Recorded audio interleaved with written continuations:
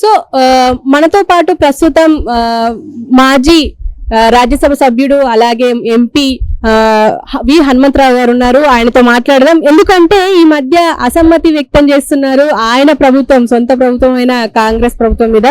So ఏమైంది అసలు, కారణం ఏం జరుగుతుంది, అసలు ఏ విషయం మీద ఆయన అసమ్మతి ఉన్నది అని చెప్పేసి ఆయన అడిగి తెలుసుకుందాం. నమస్తే సార్. చూడమ్మా, అసమర్థత లేదు, ఎవరి మీద కోపం లేదు. నాకు పదవులున్నా లేకపోయినా నేను కాంగ్రెస్ వాది. ఇందిరాగాంధీ కుటుంబానికి లాయలు, రాజీవ్ గాంధీకి లాయలు. సాక్షాత్తు రాజీవ్ గాంధీ కొడుకే రాహుల్ గాంధీ అన్నాడు ఖమ్మంలో, ఇందిరాగాంధీ ఇచ్చినటువంటి భూములు కూడా మళ్ళా బీఆర్ఎస్ ప్రభుత్వం లాగేసుకుంటుంది, దొరలు తీసేసుకుంటున్నారు అని ఆయనే చెప్పిండు. దాన్ని ఉద్దేశం ఏమిటంటే, నేను గత 3-4 సంవత్సరాల నుంచి కీసర దాయరలో ఏదైతే పేద హరిజనులు, అందులో మాదిగ కుటుంబానికి చెందినటువంటి 1981లో ఇందిరాగాంధీ భూ సంస్కరణ అమలు చేసేటప్పుడు రావి కృష్ణారెడ్డి గారి దగ్గర ఏదైతే భూములు దున్నుకునే వారికి 94 ఎకరాలు ఇచ్చింది. అది 2003 దానికా వాళ్ళ పేర్లు ఉన్నాయి పానీలా. మళ్ళా రాగి కృష్ణారెడ్డికి ఏం బుద్ధి పుట్టిందంటే, ఔటర్ రింగ్ రోడ్డు దగ్గరలో ఈ ల్యాండ్ ఉన్నది రైతులది. అతను దుర్బుద్ధి పుట్టి ఏం చేసిండు, 1997లో కోర్టుకు పోయిండు. అందులో 10 మందిలో 2 రైతులు హరిజనులు చనిపోయిండ్రు. వాళ్ళ ఫోర్జరీ సంతకాలు పెట్టేసి మిగతా వాళ్ళు వీళ్ళందరూ నాకే ఇచ్చేస్తున్నారు, వాళ్ళు దున్నుకోలేరని రాసిచ్చినట్టు ఫాల్స్ డాక్యుమెంట్ తయారు చేస్తే హైకోర్టు ఈయన పేరు మీద చేసేసి, అది పట్టుకొని వచ్చి ఆర్డీఓను ఎంఆర్ఓలను హనుమంతరెడ్డి అనే ఆర్డీఓను పట్టుకొని, వీళ్ళకేం తెలియదు 2003 దానిక. తర్వాత మాకు తెలిస్తే, అప్పుడు నాకు తెలిస్తే నేను పోయినా, ఏమన్యాయం రా ఇది అంటే, లేదు సార్ వాళ్ళు కోర్టుకు పోయినరు, న్యాయంగా అయితే వీళ్ళదే భూమి అని అంటాడు. కానీ వాళ్ళు కోర్టుకు పోయినరు, కోర్టులో తెలుసుకోమంటే 2003 వీళ్ళు డబ్బులు ఏడునే వాళ్ళ దగ్గర 2004లో పోయినరు కోర్టుకు. అది ఇంకా నడుస్తూనే ఉన్నది. ఇప్పుడు ఏంది 2025 అంటే ఎంత, ఎన్ని రోజులైంది? గత ఈ 6-7 ఏళ్లలో వాళ్ళు రెవెన్యూను మేనేజ్ చేసుకున్నారు. దాంతోపాటు ఏం చేసి టెక్నికల్ గా ఆయన పేరు మీద వచ్చింది. ఆయనకు ఒక అన్న కూడా ఉన్నాడు, అన్నకు పిల్లలు లేరు, ఆయన కూడా చనిపోయిండు. ఇప్పుడు 94లోనూ ఇప్పుడు చనిపోతే 97లో ఆయన సంతకం కూడా పెట్టేసిండు, అన్న సంతకం కూడా పెట్టి. ఆయన పిల్లలు లేరు, ఆయన ఇంట్లో పోయిండు వరంగల్. ఆయన పేరు ఏదో నాగిరెడ్డి ఏదో పేరు ఉన్నది. ఇది తెలుసుకున్నాక నేను 7 సార్లు పోయినా, ధర్నా చేసిన, కంటిన్యూస్గా ఫైట్ చేస్తూనే ఉన్నా. ఈ లోపల ఏమైంది, మన ప్రభుత్వం వచ్చింది. మనం మొదటి నుంచి ఏమంటున్నాం, ధరణి అంటే ధనవంతులదే, పేదోళ్ళ భూములు తీసుకున్నారు, కేసీఆర్ దొరల పాలన చేస్తున్నాడు అనే దాని మీద నినాదం మీద నేను వదిలిపెట్టిన. ఎప్పుడైతే రేవంత్ రెడ్డి వచ్చిండో, ఇది ముఖ్యమంత్రి రావడంతో ఇవన్నీ లెటర్స్ ఆయనకి ఇచ్చిన, శ్రీనివాసరెడ్డి కూడా ఇచ్చిన. దాన్ని మీటింగ్లు అవుతున్నాయి. కానీ నేను ఆ తర్వాత కూడా నవీన్ మిట్టల్ను కూడా కలిసిన, రెవెన్యూ సెక్రటరీ, ప్రిన్సిపల్ సెక్రటరీని కలిసిన. ఆయన కూడా అన్ని మాట్లాడిండు, కానీ ఏమైతలేదు. ఈ లోపల ఏం చేసిండ్రు, వాళ్ళు కోడన్ల పేరు చేయగానే కోడన్లు రియల్ ఎస్టేట్ వాళ్ళకు అగ్రిమెంట్ చేసి మొదలు 6 ఎకరాలు, తర్వాత 30 ఎకరాలు వాళ్ళకి చేసేసిండ్రు. ఒక్క విల్లా 2.5 నుంచి 3 కోట్లు అమ్ముతుంది. అంటే ఇది 500 కోట్ల స్కామ్. ఇది దీన్ని రాహుల్ గాంధీ సాక్షాత్ అన్నాడు కాబట్టి న్యాయం చేయాలి. నేను రేవంత్ రెడ్డి గురించి చెప్పలే, రేవంత్ రెడ్డి న్యాయం చేయమనే నేను కొన్ని మీడియాలు చిత్రీకరిస్తారు. రేవంత్ రెడ్డి మీడియా వాళ్ళే కాదు, అటు అంటే మీ అపోజిషన్ వాళ్ళు కూడా ఏమంటున్నారంటే పొంగిలేటి రేవంత్ రెడ్డి మీద అసమ్మతి వ్యక్తం చేస్తున్నాడు హనుమంతరావు అని చెప్పేసి మాట్లాడుతున్నారు. సమయతే లేదండి. 8 ఏళ్ల నుంచి గత 8 ఏళ్ళు 2016 నుంచి ఇప్పటి వరకు నాకే పదవి లేదు. రేవంత్ రెడ్డి పాదయాత్ర చేసి పోయాను కదా, బట్టి పాదయాత్ర చేసి పోయాను కదా, ఖమ్మం సీట్ అడిగా. ఎందుకంటే నాకు ఒక సెంటిమెంట్ ఉన్నది. రాజీవ్ గాంధీ ప్రధానమంత్రిగా 2 సార్లు ఆ ప్రాంతానికి పోయిండు, ట్రైబల్ ఏరియాలో ఫ్లడ్ ఎఫెక్ట్. అక్కడ ఆయన ఆలోచన విధానాన్ని ఇంప్లిమెంట్ చేయాలి, అదే సీట్ అడిగా. రాలేదు. అయినా నేనేం బాధపడతలేను, ఎందుకంటే పదవి ఉన్నా లేకపోయినా నాకు గుర్తింపు ఉంది. ఎక్కడికి పోయినా జనం వస్తారు, మీరు చూస్తారు కదా. ఏమి లేని వాళ్ళకి కూడా సెక్యూరిటీ ఉంటుంది. ఉంటారా లేదా? నాకు ఇన్నేళ్ల నుంచి ఏ సెక్యూరిటీ లేదు. నాకు ఉన్న సెక్యూరిటీ కూడా తీసేసిండ్రు. ఎంపీ ఉన్నప్పుడే తీసి పడేసిండ్రు. అయినా నాకు బాధ లేదు. పాయింట్ ఏంటంటే ఇది కేవలం మీడియా ఉద్దేశం ఏంటంటే తగాద పెడుతుండాలి, రోజు శీర్షికలు రావాలి అనేది వాళ్ళ ఉద్దేశం. నేను శ్రీనివాస్ రెడ్డితో నాకు వ్యతిరేకం లేదు, ఎవరి మీద లేదు. కానీ అక్కడ న్యాయం జరగాలి. ఇంతకుముందు కూడా మీకు తెలుసు, హాజీపూర్లో 3 అమ్మాయిల మీద రేప్ జరిగి మర్డర్ చేస్తే 8 సార్లు పోయి వానికి శిక్ష పడేదానికి ఇడవలే. మహేష్ భాగవత్ అన్నాడు, కమిషనర్ ఉండే రాచకొండ, చేసిండా లేదా? కనుక అది కూడా ఇప్పటిదానికి హైకోర్టు అప్రూవల్ ఇస్తుంది. ఒక 2 అమ్మాయి రేప్ మర్డర్ కేసులో లైఫ్ పడ్డది, ఒక అమ్మాయి పేరు మీద హ్యాంగింగ్ పడ్డది. ఇంతవరకు హ్యాంగింగ్ లేదు. దానికి నేను సుప్రీంకోర్టు చీఫ్ జస్టిస్ అయినటువంటి రమణకు కూడా లెటర్ పెట్టాను. ఇక్కడ ఏడేసినా గొంగడ అన్నీ ఉన్నది. నేను అనేది పేదవాడు ఎన్నిసార్లు తిరుగుతాడు కోర్టుల చుట్టూ. 2003 నుంచి వాళ్ళు కంటిన్యూ తిరుగుతూనే ఉన్నారు. ఒక పక్క కోర్టుల కేసు నడుస్తుంది. హెచ్ఎండి ఎట్లా పర్మిషన్ ఇచ్చింది అనేది పాయింట్ తెలుసుకోవాలి కదా. లేఅవుట్ చేయాలంటే డాక్యుమెంట్ చూడాలి కదా, కేసు ఉన్నదా. ఏమన్నా కోర్టు ఆర్డర్ రాకముందే ఈ ఆర్డీఓలు అన్నిటికంటే ఎక్కువ కరప్షన్ ఇళ్ళ జరుగుతుంది అంటే రెవెన్యూ డిపార్ట్మెంట్. అక్కడికి వెళ్ళే ప్రజలకు న్యాయం జరుగుతలేదు. అది స్ట్రిక్ట్ చేయాలి. అది చేస్తే అప్పుడు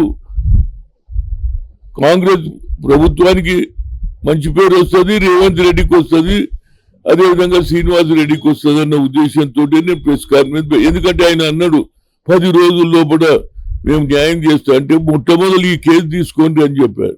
దానికి ఆ లెటర్ ఇచ్చిన ఆయన హెచ్ఎండిఏ దానకిషోర్ ఉన్నాడు. ఇప్పుడు చూస్తున్నా సార్, చేస్తున్నా సార్ అంటే ఎట్లయితుందండి? వాళ్ళు 120 మంది రోడ్ల మీద తిరుగుతున్నారు, తిండికి లేదు, ఇల్లు లేదు, న్యాయం చేయాలన్నా లేదా? అదే రాజీవ్ గాంధీ, ఇందిరాగాంధీ ఆలోచనతో నడుస్తున్న వ్యక్తి ఎక్కడ అన్యాయం జరిగితే దాన్ని బాహాటంగా మాట్లాడతా, న్యాయం ఇప్పిస్తా. అంతకు తప్పితే నాకు ఎవ్వరి మీద విరోధం లేదు. మన గవర్నమెంట్ వచ్చింది, రాహుల్ గాంధీ అన్నాడు బహిరంగ సభలో, నేను ఎప్పటి నుంచో తిరుగుతున్నా ఆ ప్రాంతంలో, న్యాయం చేస్తే పార్టీకి పేరు వస్తుంది అనేది నా ఉద్దేశం. తప్పితే వాళ్ళ ఉద్దేశం మీడియాకు కాబట్టి లిబర్టీ వాళ్ళు ఏమన్నారు, కానీ నాకు మాత్రం ఎవరితో వ్యతిరేకం లేదు. గతంలో నేను రేవంత్ రెడ్డి స్టార్టింగ్ లో కొంత వ్యతిరేకత ఉండే, కానీ సోనియా గాంధీ అపాయింట్ చేసిన తర్వాత నీకు ఫుల్ సపోర్ట్ అన్నా. ఆయన పాదయాత్రలో భద్రాచలం మొదలుపెడితే ఆయన ఎంబడి తిరిగిన, ఆయన ఎక్కడ పోతే అక్కడ పోయినా, బట్టి తిరిగితే బట్టి పాదయాత్రలో బట్టి దగ్గర 7-8 సార్లు పోయినా, ప్రతి దగ్గర కూడా. ఎప్పుడు కూడా నేను పార్టీ బలపడాలి, ఇందిరాగాంధీ బడుగు బలహీన వర్గాల కాంగ్రెస్ పార్టీ అని ఆ పేరు చిరస్థాయిగా ఉండాలన్నదే నా ఉద్దేశం. తప్పితే ఇందులో ఎవరికి వ్యతిరేకం లేదు. అది న్యాయం జరిగితే పత్రిక వాళ్ళే దాన్ని పెద్ద హైలైట్ చేస్తారు, వాళ్ళకు న్యాయం చేసిన వాళ్ళం అవుతారు. ఇప్పుడు ఎట్లా జరగాలంటారు? ఇప్పుడు ఆ 120 మందికి 25 మంది అన్నారు. ఇప్పుడు మీరు వాళ్ళకి న్యాయం ఎట్లా జరగాలంటారు? ఇప్పుడు రెవెన్యూ శాఖ మీద ఎలాంటి చర్యలు తీసుకుంటారంటారు? 94 ఎకరాలు ఉన్నది, ఇప్పటికి 6 ఎకరాలు 30 ఎకరాలు, ఇంకా మిగతాది కూడా అమ్ముకుంటారు కదా. ఆ భూమి ఉంటే వాళ్ళు బతుకుతారు కదా. ఒక విల్లా నువ్వు 3 కోట్లు సంపాదిస్తుంటే ఒరిజినల్ భూమి వాళ్ళు బాధపడతారా లేదా? అక్కడ ఈ పేదోళ్ళు ఆపడానికి పోతే వాళ్ళని అరేంజ్ చేస్తున్నారు. ఇవన్నీ సన్నివేశాలు చూసిన తర్వాతనే శ్రీనివాస్ రెడ్డి స్టేట్ 10 రోజులలో అన్ని సెట్ చేస్తాను అన్నాడు కాబట్టి నేను గట్టిగా మాట్లాడినా. అంతకు తప్పితే నాకు శ్రీనివాసరెడ్డి మీద కానీ రేవంత్ రెడ్డి మీద ఎవరి మీద లేదు. న్యాయం గురించే కొట్టారు. రాహుల్ గాంధీ అన్నాడు అన్యాయవద్దు న్యాయకు వస్తారు. అదే ఆలోచనతో పనిచేస్తున్నా. తప్పనిసరిగా వాళ్ళకు వచ్చిన రోజు నిజంగా నాకే భూమి వచ్చినట్టు నేనే రాజును అన్నట్టు ఫీల్ అవుతా. ఆ పేదోళ్లకు న్యాయం జరిగిన రోజు జనంలో కూడా నేను ఒక బీసీ అయినా కానీ ఎస్సీల గురించి కొట్లాడతా, మైనార్టీల గురించి కొడతా, లంబడోల గురించి కొడతా, ట్రైబల్ గురించి కొట్లాడతా. ఎక్కడ కూడా నా కాన్సెప్ట్ అది. యువజన కాంగ్రెస్ నుంచి మొదలుపెట్టిన ఇప్పటి వరకు కూడా నా ఆలోచనలో మార్పు లేదు. బడుగు బలహీన అభివృద్ధి, బీసీలకు న్యాయం జరగాలి, వాళ్ళ సంఖ్యాబలంగా వారికి క్యాస్ట్ వైజ్ సెన్సర్ చేయాలి. రాహుల్ గాంధీ ఎవరనలే 50% సీలింగ్ కూడా తీసేస్తా అన్నాడు. కనుక ఆ న్యాయం జరగాలనేదే నా ముఖ్య ఉద్దేశం. తెలిసిందే సార్, మీరు బడుగు వర్గాల కోసమే కష్టపడతారని. అయితే సార్ ఇప్పుడు ఇంకొకటి ఏంటంటే ఒక ఎలిగేషన్ వస్తుంది రేవంత్ రెడ్డి మీద. ఏంటంటే సీఎం రేవంత్ రెడ్డి బయట అంటే తెలుగు రాష్ట్రాల్లో ఇప్పుడు ఏపీ వేరే రాష్ట్రం, ఏపీ వాళ్ళని ఎంకరేజ్ చేస్తున్నారు, పంచాయతీ సెక్రటరీలుగా కొంతమందిని తీసుకొస్తున్నారు సచివాలయాలకు అని చెప్పేసి కూడా మాట్లాడుతున్నారు. ఏదైనా మాట్లాడుతుంది. తెలుగువారు అందరు మొన్నటి కనుక మనం కలిసే ఉంటుంది. అన్యాయం జరుగుతుందని ఒక ఆలోచన వచ్చింది. మా కాళ్ళ మీద మేము నిలబడతాము అని 1200 మంది పిల్లలు చనిపోయారు. దానికి సోనియా గాంధీ ఇచ్చింది. వాళ్ళు ఎంతసేపటికి ఏదన్నా ప్రభుత్వం వచ్చిన వెంట నుంచే డిక్లరేషన్ అయిపోయింది, అదేమైంది, ఇదేమైంది, భూమి ఏమైంది అంటున్నారా లేదా? మీరు 10 ఏళ్ళు నడిపించిన మేము నిలబెట్టినాం. ఎప్పుడు పెట్టినాం? 5 ఏళ్ళు దాటిన తర్వాత ఎక్స్పోజ్ చేసినాం వేరియస్ ఇష్యూలు, నిరుద్యోగ ఇష్యూలు కానీ జరిగినటువంటి సాక్రిఫైస్ చేసినట్టు. ఈనాడు కూడా శ్రీకాంతాచారి తల్లి కోటి తిరుగుతున్నది. న్యాయం చేయమని అడుగుతున్నాం మేము. ఎవడైతే కష్టపడ్డాడో, ఎవడైతే తెలంగాణ గురించి పాటుపడ్డాడో, బడుగు బలహీన వర్గాల కాన్సెప్ట్ మాది. ఆ కాన్సెప్ట్కు ఎప్పుడన్నా వ్యతిరేకం జరుగుతుంటే హనుమంతరావు మాట్లాడతారు. న్యాయం ఇప్పియాలనేదే నా ఉద్దేశం. కీసల తయారీకు పేద ప్రజలకు ఇచ్చిన రోజు మీడియా మిత్రులే శీర్షికలు రాస్తారు. ఏదో స్వాతంత్రం వచ్చినట్లు లెక్క. వాళ్ళంతా అడక తింటున్నారు, రోడ్ల మీద వండుకుంటున్నారు. ఎవరు పోతలేడు. నేను పోయినా నాకేంటంటే న్యాయమైన కేసు. ఇందిరాగాంధీ ఇచ్చిన భూములు మీరు ఎట్లా తీసుకుంటారు అనేదే నా కాన్సెప్ట్. ఇవాళ మీకు మీరే ఇచ్చిండ్రు, మళ్ళీ మీరే కోర్టులో పోయి దొంగ సంతకాలు పెట్టేసి ఇది నాదే భూమి, దానికి హెచ్ఎండిఏ పర్మిషన్ ఎట్లా ఇచ్చింది అనేది నా మెయిన్ ఆర్గ్యుమెంట్ ఏంటంటే ఫస్ట్ పని ఆపండి.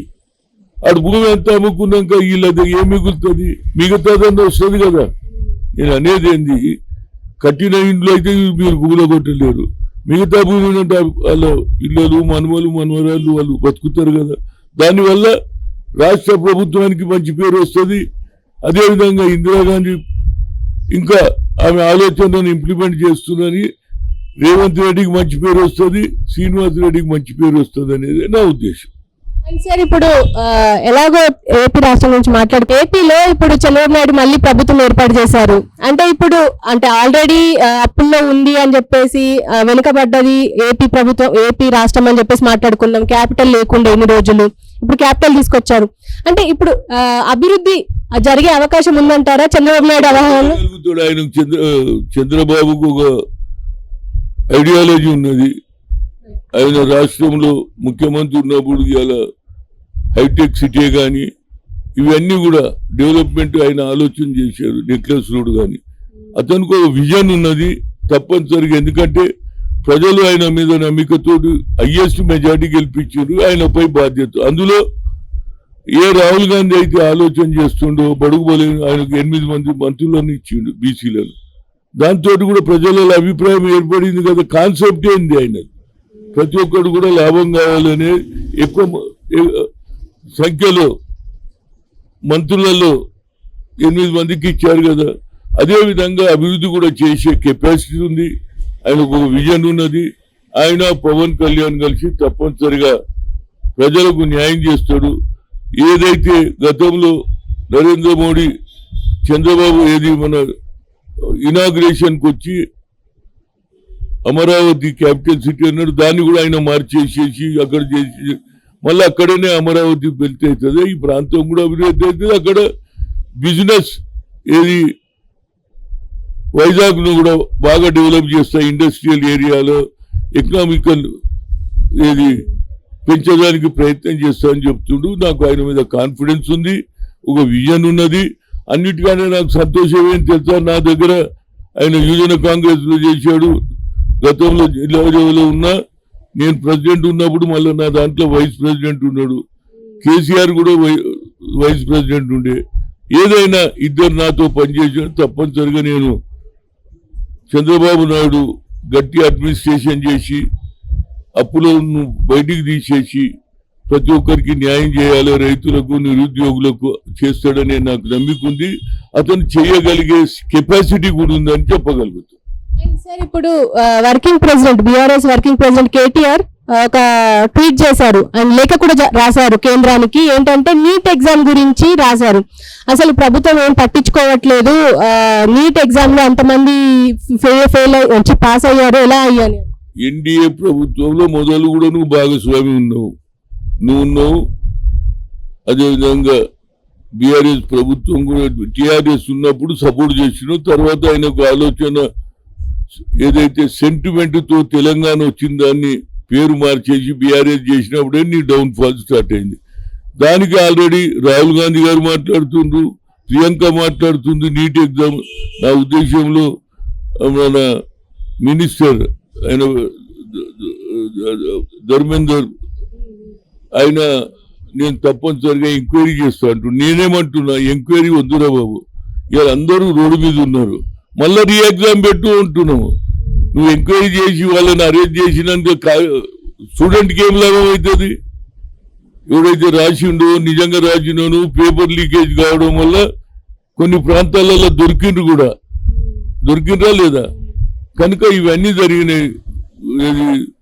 ప్రధానమంత్రి ఓన్ జిల్లా అక్కడ కూడా జరిగింది కదా, అన్ని దగ్గర జరిగింది. దాన్ని అన్నిటికంటే ముఖ్యంగా నా ఉద్దేశం గుజరాత్ లో జరిగింది, అదే బీహార్ లో కూడా దొరికిండ్రు. నా ఉద్దేశంలో అది మళ్ళా రీ ఎగ్జామ్ పెడితేనే అందరికీ న్యాయం జరుగుతుంది అని చెప్తే, ఏదో మేము అరేంజ్ చేస్తాం ఎంక్వైరీ చేస్తామంటే కాదు.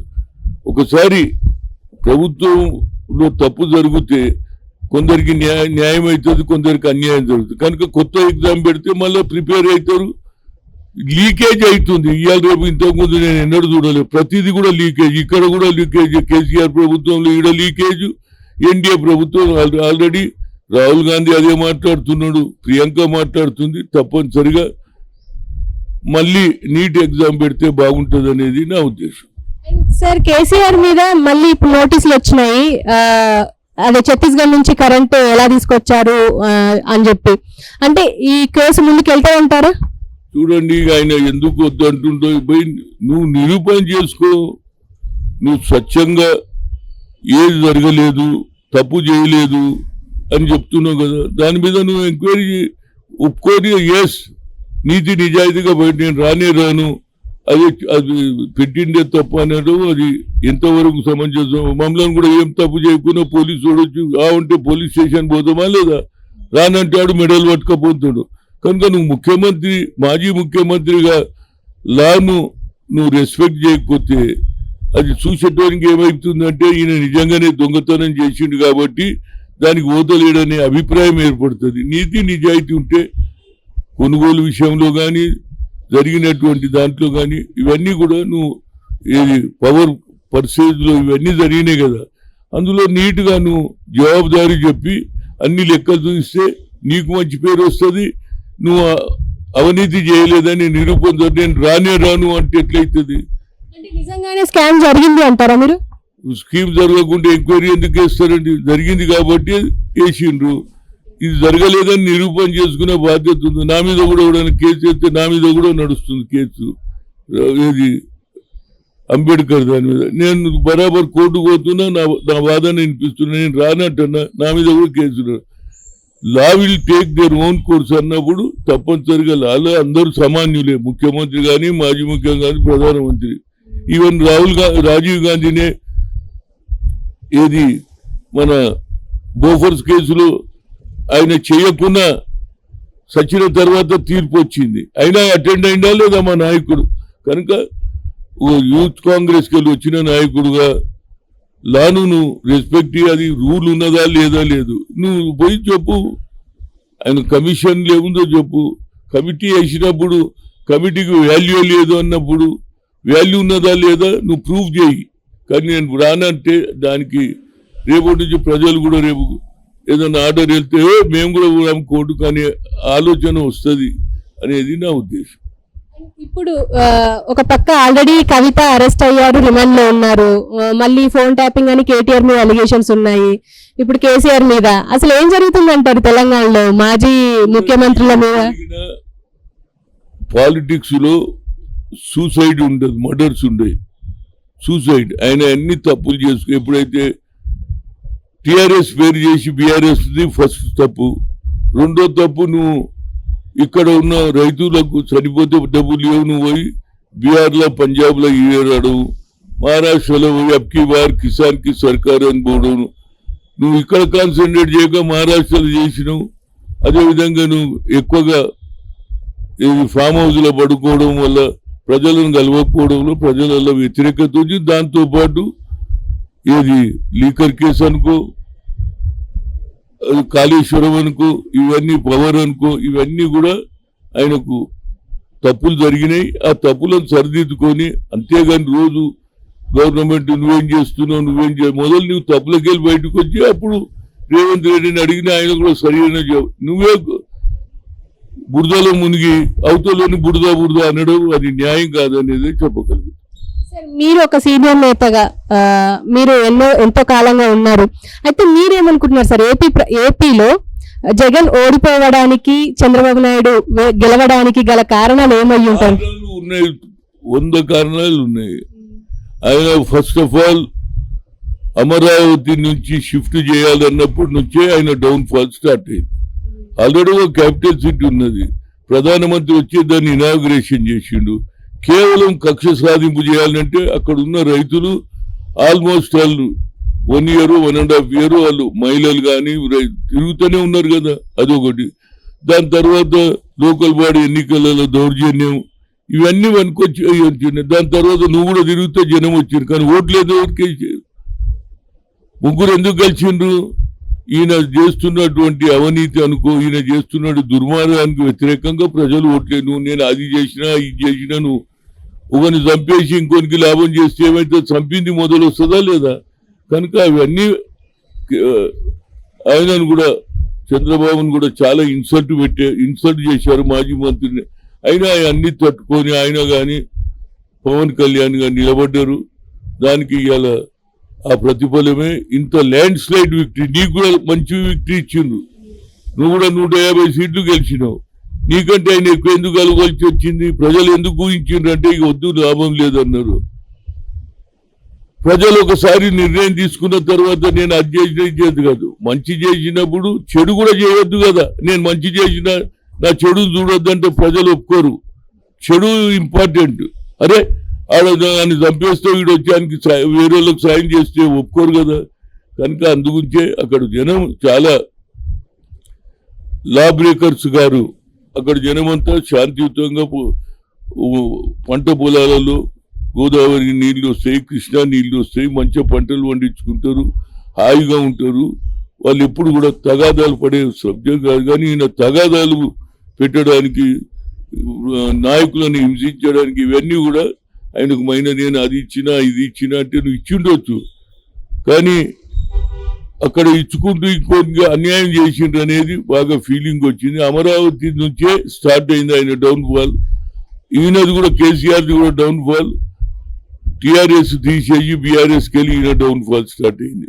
అక్కడ అమరావతి, ఇక్కడ బీఆర్ఎస్, రెండుతో ఇద్దరు కూడా పోయిండ్రు. ఇద్దరు కూడా ఓడిపోవడం జరిగింది. చంద్రబాబు ఎంతో కష్టపడి 4వ సారి ముఖ్యమంత్రి అయినట్టే ఆంధ్ర ప్రాంతంలో కూడా బాగా పనిచేస్తాడు, ప్రజలకు న్యాయం చేస్తాడు అనే విశ్వాసంతో ఈ అలియన్స్ కలిసి వచ్చింది. ఆయన తప్పనిసరిగా మంచి పేరు తెచ్చుకుంటాడు. రిలేషన్ బైఫర్కేషన్లు అవి కూడా అమికబుల్ సెటిల్మెంట్ చేసుకుంటే బాగుంటుంది. రెండు ప్రాంతాలు కూడా అభివృద్ధి చెందితే రెండు ప్రాంతాల వాళ్ళు తెలుగు వాళ్ళే కదా, కాబట్టి వాళ్ళు మా అన్నలు మేము తమ్ముళ్ళు తప్పనిసరిగా వాటా ఇష్యూలలో సమానంగా ఏది బైఫర్కేషన్లు ఏదైతే నేమ్స్ ఉన్నాయో అవన్నీ కూడా చేసుకుంటే రెండు ప్రాంతాలు అభివృద్ధి చెందాలి, ప్రజలకు ఇచ్చిన హామీలు రెండు కూడా నిలబెట్టుకోవాలి అనేది నా ఉద్దేశం. పవన్ కళ్యాణ్ కూడా మొదటిసారి అంటే ఇంతకు ముందు ఎమ్మెల్యే ఒకరు గెలిచినా వాళ్ళు వైసీపీలోకి వెళ్ళిపోయారు, కానీ మొదటిసారి సెంట్ బై సెంట్ 21 సీట్లకు 21 సీట్లు వచ్చినాయి. అంటే ఆయన నిరూపించుకుంటారంటారా ఇప్పుడు ప్రజల నమ్మకాన్ని? కాలుకు దెబ్బ తగిలితే ఒక రోడ్డు మీద పోతుంటాం, ఓ దగ్గర మందు ఉంటుంది, కాలు ఇరిగిపోతుంది. కనుక ఇప్పుడు పవర్లో వచ్చినోడికి అన్ని చూసుకుంటూ పోతాడు, గతంలో ఎక్స్పీరియన్స్ వచ్చింది కదా, కనుక వాళ్ళు ఒళ్ళు దగ్గర పెట్టుకొని ప్రజలకు న్యాయం చేస్తారు. అది పవన్ కళ్యాణ్ కావచ్చు, ఆయన సినిమా క్రేజ్ ఉన్న ఆయన కమ్యూనిటీ కూడా ఉంది, కాపులో 27% ఉన్నారు. ఆయన వల్ల చంద్రబాబు కూడా ఉన్నటువంటి ఆయన ఎక్స్పీరియన్స్ తప్పనిసరిగా ప్రజలకు న్యాయం జరుగుతుంది అనేది నా ఉద్దేశం. దాంతోపాటు తెలంగాణలో ఉన్న రేవంత్ రెడ్డి తోటి కూడా ఏది సత్సంబంధాలు పెట్టుకొని రెండు ప్రాంతాలు, ఎందుకంటే చాలా మంది సెపరేట్ అయినా ఈడనే ఉన్నారు. ఎందుకంటే ఈ ప్రాంతంలో ఏది ఎన్విరాన్మెంట్ బాగుంటుంది, ఎక్కువ ఎప్పుడో ఒకసారి ఎండలు ఉంటాయి, ఆడ ఎండాకాలం వస్తే మనం ఉండలేము, ఏది పొద్దున స్నానం చేయాలి, స్నానం చేయాలి. కనుక ఈ వెదర్ను చూసి ఎవరు కూడా లేరు, అక్కడ ఉంటున్నారు. మళ్ళీ వాళ్ళు ఇక్కడికి వచ్చి హైదరాబాద్లో కూడా అందరు ఏమన్నా తెలంగాణ వాళ్ళే జాగో, ఆంధ్ర వాళ్ళే బాగో అన్నాడు, ఎవరు బాగోలే, కేసీఆర్ ఇచ్చిన స్లోగన్ నడవలే, వాళ్ళు ఇక్కడనే ఉన్నారు. వాళ్ళు కూడా మా తమ్ముళ్ళు సినిమా ఇండస్ట్రీ కానీ అందరు కూడా ఇండస్ట్రీస్ కానీ వాళ్ళందరికీ కూడా ఇక్కడ ఏ ఐఏఎస్ ఆఫీసర్, ఐపీఎస్ ఆఫీసర్ హైదరాబాద్లో తెలంగాణకు అలాట్మెంట్ అయితే మళ్ళా ఊరికి పోతలేడు, ఆయన రాజస్థాన్ పోతలేడు, మధ్యప్రదేశ్ పోతలేడు, పంజాబ్ పోతలేడు, ఈయననే సెటిల్ అవుతున్నాడు. ఎందుకంటే వెదరు ఇక్కడ కల్చర్ కూడా బాగుంది, ప్రేమగా చూస్తాం, మాకు ఎక్కువ ఏది ఎన్విటీ లేదు ఎవరి మీద, అందరు కూడా ఉంటారు. కనుక రెండు ప్రాంతాలు కూడా అభివృద్ధి చెందాలనేది నా ఉద్దేశం. Thank you sir, thank you very much.